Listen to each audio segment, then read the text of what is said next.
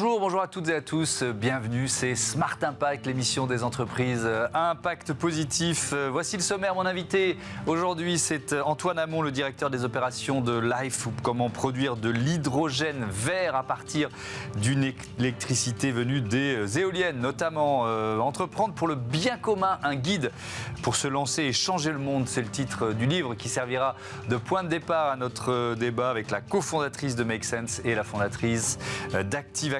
Et puis la start-up éco-responsable du jour, c'est Stratosphère et son réseau de data centers, de centres de données locaux et à impact positif sur l'environnement. Hydrogène, bien commun, centre de données. 3 thèmes, 30 minutes pour les détailler. C'est parti.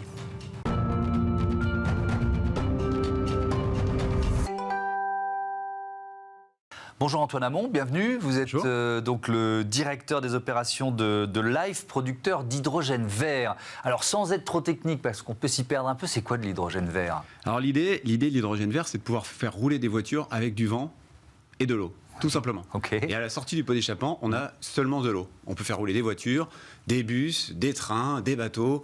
Certains parlent d'avions et simplement avec du vent et de l'eau. Et comment on fait ça? Sauf que l'hydrogène, il faut de l'électricité pour le produire, si j'ai bien compris. Donc la source d'électricité est importante. Exactement. Donc en fait, pour faire de l'hydrogène, il faut de l'électricité. En fait, l'hydrogène est dans l'eau.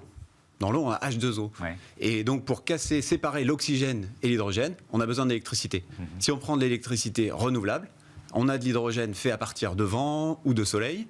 Et donc, si on casse la molécule d'eau avec ça, on a de l'hydrogène renouvelable, vert, et on produit uniquement de l'oxygène. À comparer avec ce qu'on fait aujourd'hui, donc les énergies fossiles qu'on va importer de loin, ou alors de l'hydrogène qu'on appelle gris, qui lui, en fait, est fait à partir de méthane. Donc dans le méthane, c'est une chaîne, c'est finalement des énergies fossiles sous forme de gaz, et on émet énormément de CO2. Donc nous, quand on produit 1 kg d'hydrogène vert renouvelable, on émet 8 kg d'oxygène. Et en comparaison, 1 kg d'hydrogène gris, c'est 10 kg de CO2 par kilo d'hydrogène. C'est ça la différence. Pourquoi l'hydrogène a le vent en poupe aujourd'hui? Pourquoi dans ce défi de transition énergétique, pour vous, c'est une bonne solution? Parce qu'en fait, l'avantage de l'hydrogène, c'est que ça répond à l'ensemble des fonctionnalités qu'on a aujourd'hui des énergies fossiles. Ce ne sera pas la seule solution, c'est une combinaison de différentes solutions, mais on peut utiliser l'hydrogène dans la mobilité, que ce soit la mobilité légère ou très légère avec des chariots élévateurs, les voitures, les bus, jusqu'aux bateaux ou aux trains, mais aussi dans l'industrie. Dans l'industrie, aujourd'hui, là où on utilise de l'hydrogène gris aujourd'hui pour la chimie ou l'agroalimentaire, on peut le remplacer par de l'hydrogène vert. Et dans les grosses industries qui utilisent beaucoup de gaz naturel, qui importent beaucoup de gaz naturel, on peut le remplacer, ce gaz naturel, par de l'hydrogène. D'où l'intérêt, pour décarboner toute cette industrie, de passer à l'hydrogène. Mais pourquoi, alors si on parle de mobilité, pourquoi on commence par les mobilités lourdes? Pourquoi on était au mondial de l'auto il y a quelques jours et on voit qu'ils misent plutôt sur les utilitaires, les bus, les camions pour l'hydrogène. Pourquoi? Alors même si on voit, moi j'en ai pris rouler aussi des taxis à l'hydrogène dans Paris, mais pourquoi pour l'instant on a le sentiment que l'industrie se tourne vers les mobilités lourdes? Pour démarrer, c'est comme toute transition. Pour démarrer, il faut choisir un vecteur. Il faut installer un réseau. Et pour installer le réseau, ou pour développer une gamme de véhicules, il faut choisir ceux sur lesquels on se développe le plus rapidement. Et l'avantage de l'hydrogène, c'est que c'est très léger comparé à une batterie. Donc quand on a un véhicule qui a besoin de beaucoup de puissance, il lui faudrait une énorme batterie qui serait très lourde. Et donc l'hydrogène a l'avantage d'être léger et de faire des pleins rapidement. Donc dans l'usage de la mobilité lourde, on est sur quelque chose qui répond à 100% aux usages. Néanmoins, sur la mobilité légère, ou même les véhicules utilitaires légers, qui sont en train de se développer, qui vont sortir dans l'année prochaine ou l'année suivante, on va pouvoir rouler en ville uniquement en rejetant de l'eau. Et ça, avec une logistique qui est équivalente à ce qu'on a l'habitude d'avoir aujourd'hui avec des stations-service classiques. Oui, c'est ça. Et avec une rapidité pour faire le plein, etc. etc. Ça, c'est important. Exactement. Vous en êtes où de votre développement? On va parler il y a des projets terrestres et des projets maritimes. On commence par les projets terrestres. Vous en êtes Alors aujourd'hui, on a une usine qui tourne. C'est la première usine qui livre de l'hydrogène vert renouvelable. Elle est en Vendée, en face de Noirmoutier. Et là, on est en capacité de produire jusqu'à 1 tonne d'hydrogène par jour. Donc, pour faire un petit parallèle, 1 kg d'hydrogène, ça nous permet de faire 100 km. Donc ça fait quand même une capacité de production qui est assez importante, même si c'est qu'une goutte d'eau aujourd'hui dans la transformation qu'on doit faire. Ça, c'est la première étape. Ensuite, on est en train de développer partout en Europe des sites de production équivalents ou plus gros, qui vont de cette taille d'une tonne par jour à des sites qui sont 100 fois plus gros ou 200 fois plus gros. J'ai vu Danemark, Allemagne, Suède, Pays-Bas, c'est ça. C'est ça. Aujourd'hui, on est dans 11 pays. Tous ces projets sont engagés déjà. Exactement. On est dans 11 pays en Europe. On a des projets donc, dans tous ces pays pour un équivalent électrique de 9 gigawatts. Donc ça donne un équivalent pour ceux qui développent de l'éolien ou de l'énergie. Ouais. Et donc, c'est des projets qui sont concrets. Hein. C'est des projets qui vont sortir de terre graduellement entre maintenant et 2025-26. Et puis alors, je vous avoue humblement, je ne savais pas que ça se faisait, il y a de l'hydrogène offshore, produit en mer. Alors, c'est quoi l'idée, là? Alors, l'idée, elle est de dire, là où on a besoin d'énergie renouvelable et d'eau, où est-ce qu'on a le plus d'énergie, on a le plus de vent disponible, stable, à des capacités énormes, et d'eau en quantité illimitée, c'est en mer. Aujourd'hui, les éoliennes en mer produisent à des très fortes capacités, avec des coefficients de charge qui sont très importants, et on a de l'eau de façon illimitée. Et donc, c'est le meilleur endroit pour produire de l'hydrogène. Donc, ce qu'on fait et ce qu'on prouve avec ce qu'on voit à l'image, on a inauguré en septembre dernier la première plateforme d'hydrogène offshore, donc la première production d'hydrogène offshore, et ça va nous permettre, en multipliant ce modèle partout dans les mers du Nord ou partout où on a des plateformes pétrolières aujourd'hui, de développer des parcs éoliens avec des partenaires et de produire de l'hydrogène de façon massive, économique et complètement renouvelable. Alors attendez, parce que vous avez dit plateforme pétrolière, c'est-à-dire que vous vous installez à côté de plateforme pétrolière ou à côté d'éoliennes, pour bien comprendre? L'image est juste de dire, on a fait des plateformes pétrolières depuis des années, donc on sait le faire. C'est une technologie qu'on sait faire, qu'on maîtrise, et maintenant il suffit de remplacer, si on veut dire numériquement, et on remplace complètement les énergies fossiles. Bien compris. Alors dans ce développement qu'on comprend rapide, il y a eu quoi? Levée de fonds, introduction en bourse, vous en êtes où de ce développement au niveau financier, on va dire? C'est ça. Alors, juste pour resituer, Live, nous, on est producteur d'hydrogène vert, producteur d'hydrogène vert renouvelable. Donc, on est au centre de la chaîne entre des développeurs d'éolien et des producteurs d'équipements à qui on achète des équipements. Et nous, on livre à des utilisateurs qui vont, eux, acheter des bus ou qui ont des industries. Donc, pour ça, il nous faut des usines. Donc, on a des équipes d'ingénierie qui développent nos usines. Donc, pour ça, il nous faut des fonds, effectivement, pour investir dans des usines un peu partout en Europe. Et donc, on a lancé la société avec une première levée de fonds en 2019, septembre 2019, et en mai dernier, donc on a eu différentes successions de levées de fonds. En mai dernier, on est entré en bourse. On a fait une entrée en bourse de 118 millions d'euros qui nous permettent de financer notre développement des années futures. Dans ce développement, dans cette croissance, quel rôle joue le soutien de l'État, ou peut-être d'ailleurs, je ne sais pas, de l'Europe? Est-ce que vous avez été aidé, et si oui, comment? Alors, l'Europe et l'État investissent beaucoup dans l'hydrogène, parce que c'est aussi un vecteur d'un point de vue géopolitique d'autonomie énergétique. Bien sûr, on parle beaucoup de climat, mais c'est aussi extrêmement important pour les États de souveraineté énergétique. Donc il y a un push qui est très important des États. Ce qui est important, c'est la réglementation et les aides. Parce qu'aujourd'hui, on ne va pas se mentir, les véhicules à hydrogène sont plus chers qu'un véhicule classique. Donc il faut des mécanismes de subvention qui permettent aux producteurs d'atteindre des volumes qui vont permettre d'avoir des coûts de production équivalents à ce qu'on a aujourd'hui sur les énergies fossiles. Ça veut dire que sans ce soutien, par exemple, il y a la question du maillage territorial, de la création des stations-service, sans ce soutien de l'État ou de l'Europe, ce serait quasiment impossible? Alors, compte tenu de l'enjeu qu'on a devant nous, de réchauffement climatique, c'est possible. Clairement, en termes d'investissement, on ne parle pas de choses extraordinaires. Mais pour un industriel qui est dans son marché habituel, qui est en compétition avec quelqu'un qui va avoir de l'hydrogène, enfin de l'énergie fossile, forcément, il faut qu'il soit compétitif. Donc pour lui, il faut que le véhicule puisse être aidé pour arriver à un taux de marge équivalent à ses concurrents. Parce qu'aujourd'hui, vos clients sont principalement des grandes entreprises, des grands groupes. On n'est pas encore arrivé au maillage des PME, des TPE qui pourraient vouloir se mettre à l'hydrogène. Finalement, aujourd'hui, l'avantage de l'hydrogène, c'est que ça attaque, c'est utile pour tout le monde. Donc ça va des collectivités qui vont remplacer, donc là, nous, on livre à La Roche-sur-Yon en Vendée, où les bus, les camions poubelles, les camions de la collectivité vont être petit à petit renouvelés par des véhicules à hydrogène. Donc ça marche tout de suite. On alimente, par exemple, un centre logistique qui alimente des supermarchés avec des chariots élévateurs à hydrogène. et donc qui aujourd'hui livre autour de Nantes tous les supermarchés avec des chariots hydrogène. On alimente d'autres stations dans lesquelles il y a des véhicules particuliers qui vont s'alimenter. Ouais. Donc c'est vraiment tout le monde. Oui, mais je suis patron de TPE, j'ai, je sais pas, 3 véhicules, j'hésite à les faire passer à l'hydrogène parce que je me dis, j'ai pas les stations, vous voyez ce que je veux dire? Exactement. Donc c'est l'idée pour nous, c'est de créer des écosystèmes, et donc là, de mailler le territoire français et européen globalement, avec des écosystèmes dans lesquels nous, on amène la production, et des partenaires amènent les stations de distribution. C'est en cours. En Vendée, pour l'instant, il y a une station à La Roche-sur-Yon. Ouais. Là, tous les industriels autour de La Roche-sur-Yon, petit à petit, achètent des véhicules à hydrogène. Et c'est vraiment le modèle qu'on souhaite développer. On va le faire partout en France. Merci Antoine Hamon, bon vent, c'est le cas de le dire, à Life. On passe à notre débat autour de la notion de bien commun.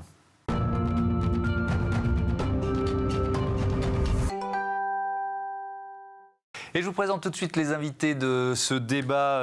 Léa Zaslavski, vous êtes cofondatrice de Make Sense et vous avez écrit, vous publiez avec Hélène Binet ce livre Entreprendre pour le bien commun. Tiens, je vais le mettre là. Entreprendre pour le bien commun, qui nous a donné envie, le guide pour se lancer et changer de monde, qui nous a donné envie d'organiser ce débat. J'accueille également Émilie Schmitt. Bonjour, vous êtes la fondatrice d'Active Action et vous témoignez notamment dans ce livre. On va présenter quand même rapidement vos organisations pour commencer. Make Sense, on en a déjà parlé plusieurs fois dans cette émission. On peut dire quoi? Un outil de mobilisation collective? Notre mission, c'est vraiment de redonner le pouvoir d'agir à tous, citoyens, entrepreneurs, salariés dans des organisations, et permettre à tous ceux qui ont envie d'agir pour la transition solidaire et écologique de pouvoir le faire à travers quelques heures par semaine ou par mois, ou carrément en changeant de boulot. On a pas mal de modes d'action à travers l'engagement citoyen et l'entrepreneuriat. Oui, il y a des programmes d'accompagnement, il y a un incubateur, il y a un fonds d'investissement. C'est une action, on va dire, qui passe par plusieurs leviers, quoi. Exactement. Nous, on croit vraiment qu'il faut mobiliser toutes les parties prenantes de la société pour agir en simultané et lutter contre l'immobilisme, de dire non, c'est aux citoyens de changer leur mode de consommation, c'est au pouvoir public de changer les lois, c'est aux entreprises de changer leur mode de production. Pour nous, tout le monde doit agir. Et pour ça, en effet, on a des programmes de bénévolat de 15 jours pour tous les citoyens qui veulent agir, mais aussi des programmes d'accompagnement de quelques heures par semaine à 6 mois pour accompagner ces pionniers, ceux dont on parle dans le livre, qui essaient de changer la société grâce à leur initiative associative ou commerciale pour résoudre les défis comme le climat, la migration, le sans-abrisme, l'alimentation, etc. Et donc, effectivement, un exemple parmi d'autres, celui d'Active Action. Exactement. Et Émilie Schmitt, ce sont quoi, des ateliers collaboratifs, c'est ça? À qui sont-ils destinés? Racontez-moi. Alors, à la base, Active Action, oui, c'est destiné à toutes les personnes qui sont en recherche d'emploi et qui vivent mal cette période de recherche d'emploi. On s'est rendu compte que, quel que soit son âge, là où on habite, le niveau de diplôme, le temps qu'on a passé au chômage, en général, on ne le vit pas très bien.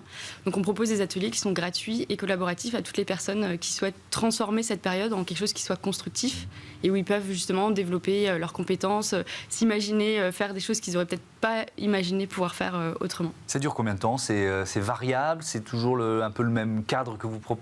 Alors en général, ça dure 3 heures. Ouais. Et voilà, c'est toujours en groupe entre, on va dire, 5 et 10 personnes. Et ça dépend de la thématique. Donc ça peut être comment est-ce que je fais pour mieux vivre ma période de chômage? Comment je fais pour mettre en place un projet pendant cette période-là? Comment je peux mettre en place un projet citoyen aussi pendant cette période-là? En fait, comment je le transforme en quelque chose qui va être un tremplin plutôt qu'un frein dans ma carrière. Ouais. Alors vous publiez donc ce livre Entreprendre pour le bien commun. C'était quoi l'objectif? Pourquoi vous vous êtes lancé dans ce projet? En fait, ça fait 10 ans qu'on accompagne des entrepreneurs à fort impact social et environnemental. Émilie, on l'a rencontrée, c'est la première promotion de l'incubateur. Okay. Donc c'est aussi hyper chouette, je trouve, que vous soyez ensemble sur ce plateau. Bon, exactement. Voilà, très bien, on est ravis. Et en fait, on a découvert qu'il y avait plein de façons d'entreprendre. Il y a des personnes qui vont créer des écosystèmes territoriaux, comme par exemple Ulteria, ils ont une menuiserie, mais qui est adossée aussi à une ferme et une école et un centre de formation sur le territoire en Bourgogne. D'autres, par exemple, comme Lucie Bache, qui vont lutter contre le gaspillage alimentaire en créant des startups qui vont se déployer à grande échelle et qui sont présents en quelques années dans plus de 17 pays. Et en fait, tous, ils ont la même conviction, celle de vouloir résoudre un défi social, environnemental pressant. Ça les prend aux tripes. Généralement, ils n'en dorment pas toujours bien la nuit. Donc, ils ont vraiment envie de se démener. Mais par contre, il y a plein de chemins différents. Et on avait envie de montrer qu'il y a une variété de chemins pour entreprendre et pour justement créer une structure pour le bien commun. Donc, dans ce livre, il y a des témoignages. Plus d'une 50aine. C'est ça. et des clés pour pour les lecteurs et pour ceux qui ont envie de se lancer, c'est ça? C'est Exactement. un peu le coup de boost pour se lancer, entreprendre pour le bien commun? Exactement, c'est que si on se pose la question comment concilier modèle économique et impact social et environnemental, on va avoir toutes les bonnes questions à se poser avant de se lancer, mais aussi des conseils pour bien s'entourer, pour faire les bons choix, pour comment justement se lancer dès les premiers pas, mais aussi comment protéger sa mission, son impact social en grandissant. Donc c'est à la fois ceux qui hésitent à se lancer, mais c'est aussi ceux qui ont déjà démarré qui peuvent y trouver des réponses. Alors vous témoignez dans ce guide du bien commun, Émilie Schmitt, pour dire quoi? Pour partager votre expérience, des bonnes idées, des bonnes pratiques? Oui, c'était important pour nous de partager ça parce qu'en fait, quand on a créé Active Action, on était nous-mêmes en recherche d'emploi, en période de chômage. Et voilà, il y a tous ces doutes. On était jeunes, on se disait est-ce qu'on est légitime, est-ce qu'on va y arriver? Et du coup, c'était important pour moi de me dire s'il y a quelqu'un qui a envie de se lancer, si ça peut lui donner la force aussi d'y arriver, c'était important pour moi de témoigner. Parce que nous, justement, c'est aussi parce qu'on a été super bien accompagnés par plein de personnes qu'on a pu, pendant cette période qui était quand même difficile pour nous, créer quelque chose et voilà. On parle souvent de rôle modèle. C'est un peu ça l'idée, c'est-à-dire se dire moi j'ai été accompagné, il y a des gens qui m'ont prouvé que c'était possible et à mon tour, je veux pouvoir dire à d'autres regardez, c'est possible, quoi. Non mais je sais que quand je pose cette question, je dis c'est prétentieux, je ne suis pas un exemple, mais est-ce qu'il y a quand même cette démarche? En tout cas, je pense que moi, ça m'a aidé. Donc, si ça peut aider d'autres personnes, tant mieux. Et je pense que des fois, quand on entreprend pour le bien commun, on a plein de questions, plein de doutes. Et c'est... des fois, c'est des petites choses qui nous permettent de continuer malgré tous les obstacles. Donc, si ça peut contribuer, avec plaisir. Ouais. J'aurais pu commencer par là. C'est quoi le bien commun? Parce que c'est presque même politique, quoi. Il y a en fonction de son positionnement politique, on peut ne pas du tout avoir la même vision du bien commun. Donc, c'est quoi le bien commun? Tout à fait. Et en fait, on a voulu choisir ce titre-là. Ce mouvement-là, on a beaucoup parlé d'entrepreneuriat à impact, d'entrepreneuriat social et solidaire. Parfois, il y en a qui parlent d'entreprendre pour l'intérêt général. Et en fait, nous, on a voulu remettre l'accent sur les communs qu'on crée ensemble et sur c'est quoi la société qu'on a envie de vivre. C'est pas une société individualiste, c'est pas une société où on crée un service dans son coin. C'est une société dans laquelle on coopère, donc dans laquelle on crée un bien vivre ensemble, solidaire et inclusif. Et c'est vraiment cette vision partagée par les entrepreneurs qu'on a rencontrés qui ont tous cette volonté-là de créer quelque chose qui va au-delà de leur entreprise, qui va au-delà d'eux-mêmes, mais qui va laisser une trace dans la société. Ouais. Mais ça rejoint l'économie sociale et solidaire. Est-ce que c'est un guide de l'économie sociale et solidaire aussi? Aussi, mais c'est comme l'économie sociale et solidaire et a des normes aussi légales très claires, très marquées. C'est toutes les associations, fondations, mutuelles, coopératives et un certain nombre de SAS qui suivent certaines guidelines, certaines règles. Ouais. En fait, certains entrepreneurs du bien commun ne vont pas forcément se reconnaître dedans, ou en tout cas, on voulait pas... on voulait vraiment répondre à une aspiration, celle de répondre à un défi de société et pas tellement à des règles légales. Ouais. Active Action, c'est une association. Il y a des salariés? Oui. Il y en a combien? On est presque 50. Presque 50, donc c'est toujours intéressant parce que ça veut dire que plus une association grandit, plus elle doit quand même s'imprégner de logique économique. Et on est là aussi dans l'économie sociale et solidaire. Est-ce que vous avez cette dimension en tête? Oui, bien sûr. C'est une structure qu'il faut faire vivre à partir du moment... Il faut faire durer le plus possible, quoi. Voilà. Ouais. Alors, non. Alors, allez-y. Je pense que d'ailleurs, c'est ça aussi les enjeux quand on est dans l'entrepreneuriat social ou dans l'économie sociale et solidaire, c'est qu'au fond de nous, on aimerait ne plus avoir besoin d'exister.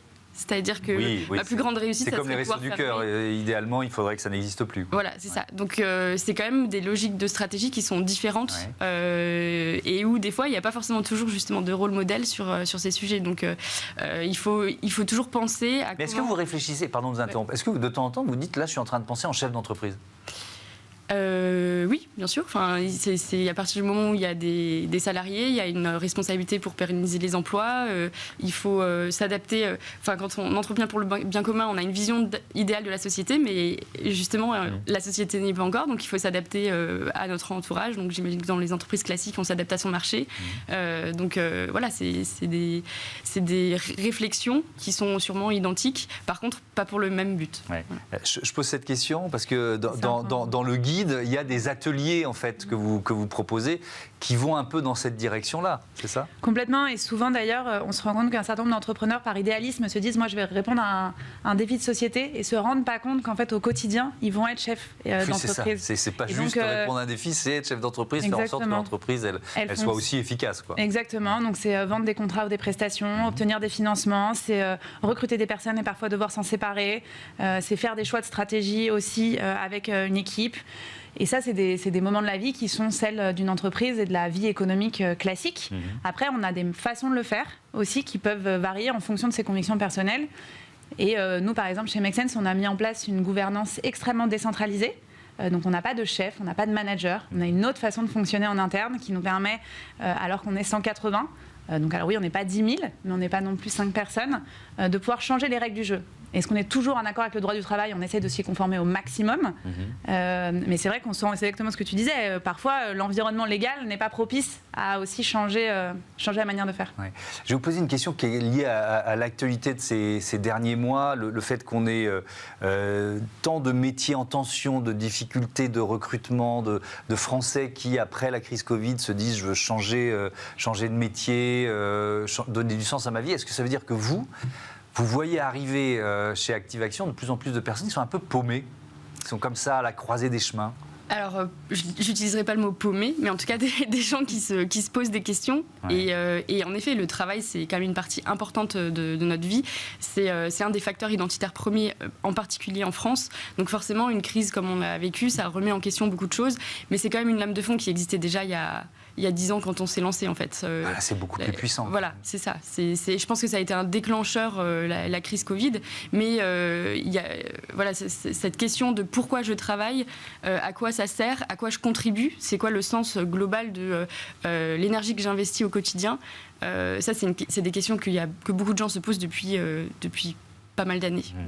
Léa Zasvalski, vous démontez aussi dans le livre, je voulais terminer là-dessus, quelques idées reçues en matière d'engagement ou d'éco-responsabilité. On va faire un peu de pédagogie, on en profite dans l'émission. C'est quoi l'idée fausse la plus répandue? On en profite pour la balayer. C'est toujours compliqué d'en faire ressortir une. Ouais. Alors il y a celle qu'il ne faut surtout pas parler de son idée parce qu'on va nous la piquer, alors qu'en réalité il faut en parler le plus possible pour justement avoir des retours. Ouais.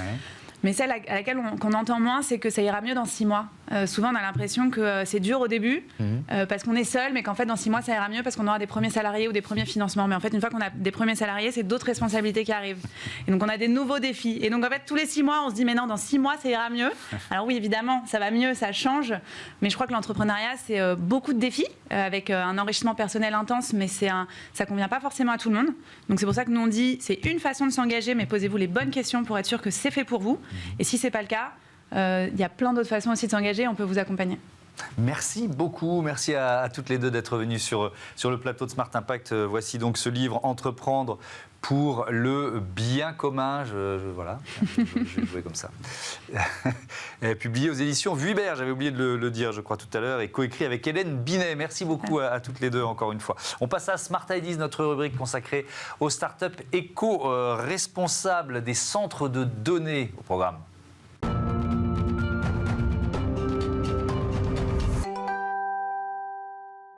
Smart Ideas est la bonne idée du jour. Elle est signée Béranger Cadoret. Bonjour, bienvenue. Vous êtes le fondateur de Stratosphère. Vous l'avez créé quand et surtout pourquoi? Donc Stratosphère, on l'a créé en 2020. Aujourd'hui, Stratosphère, c'est vraiment c'est le premier hébergeur cloud écologique et souverain en France, grâce à ses data centers de proximité, qui va donc permettre aux TPE, PME d'engager leur transition numérique et écologique et aux collectivités de renforcer l'attractivité de leur territoire. Ouais, alors on parle d'un data center, d'un centre de données local et à impact positif. La première fois que j'ai lu ça, je me suis dit comment c'est possible?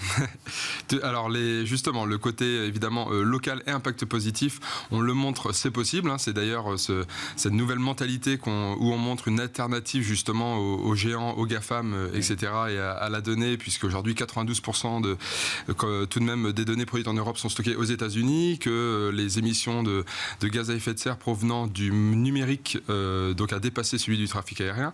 Donc aujourd'hui, effectivement, c'est possible. Donc nous, on travaille sur l'éco-conception de nos data centers. C'est pour ça que derrière, on peut transmettre évidemment une promesse sur un cloud écologique et souverain. Donc on travaille sur l'alimentation de nos data centers par des énergies renouvelables, également sur une solution froid qui n'utilise pas d'eau potable, par exemple.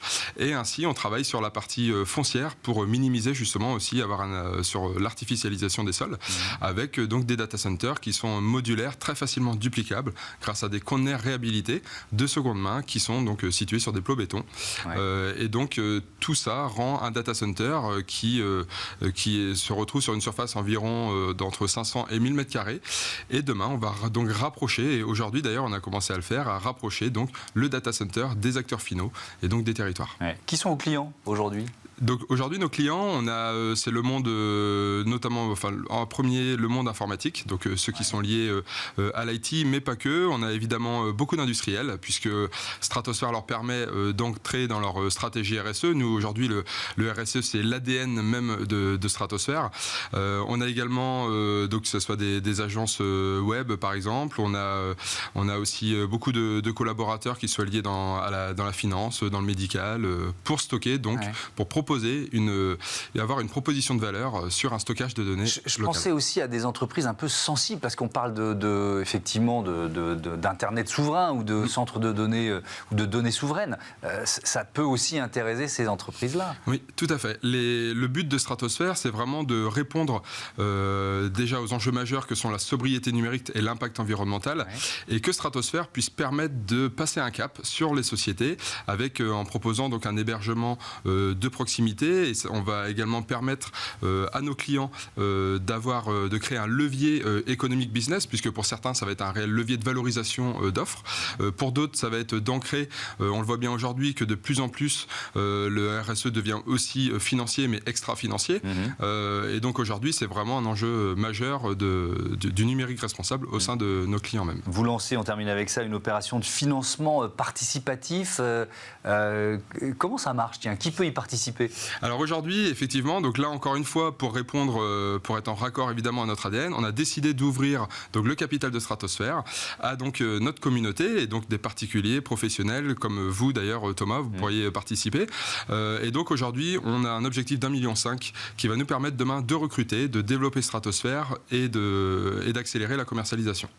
Et comment on fait ? C'est sur un site ? Tout à fait. Alors rendez-vous sur la plateforme myoption.co où vous allez vous permettre donc de pouvoir devenir actionnaire. Donc aujourd'hui, c'est une opération qu'on a lancée le 3 octobre exactement. On a déjà plus d'une vingtaine d'investisseurs, plusieurs dizaines de milliers d'euros de récoltés. Et c'est vraiment, pour nous, c'est vraiment un financement à impact où aujourd'hui, on avait du mal à identifier de vrais fonds d'investissement qui souhaitent réellement s'attaquer au sujet du numérique responsable et de la sobriété numérique. Et c'est ce pourquoi, au cœur de notre ADN, on a décidé de s'ouvrir, de fédérer à cette communauté. Merci beaucoup, Béranger Cadoré. Bon vent à Stratosphere. Merci voilà, c'est la fin de ce numéro de Smart Impact. Je voudrais remercier Louise Perrin à la production et à la programmation, assistée de Lily Zalkin, Théo Bosca, réalisateur, et Alexis Oustabassidis au son. Belle fin de journée à toutes et à tous sur Bismart.